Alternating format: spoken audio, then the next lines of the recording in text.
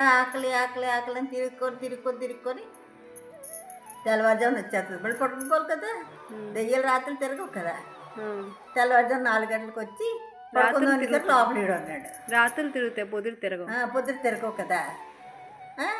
అయితేనేమో వచ్చేసరికి ఈడు పడుకొనున్నాడు. చూస్తది. లోపలికెళ్దామంటే ఎళ్ళడానికి అవ్వదు. వాడు పడుకొనున్నాడు. విభూది మహర్షి కూడా ఉంది. ఆ! అందు గురించి బయటికి రా, బయటికి రా, ఎవరు నువ్వు బయటికి రా, బయటికి రా అంటే ఏం మాట్లాడడనమాట. అండ్ ఒకటే మాట నేను రాను అంటాడనమాట.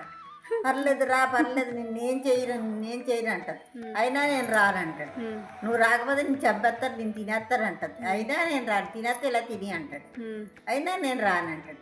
చాలా సేపు బతిమాలుతుంది. తెల్లవారిపోతుంది. హ్మ్. తెల్లవారిపోతుంటే నీకు మా నాన్నగారి చేత కానుకలు ఇప్పిస్తాను, మా నాన్నగారికి ఎలాగలా చెప్పి నీకు ఇప్పిస్తాను, రాజీ ఇప్పించేస్తాను, పూర్తి రాజీ ఇప్పించేస్తాను అన్నీ ఆశలు పెడుతుంది. హ్మ్. అయినా సరే రాడు.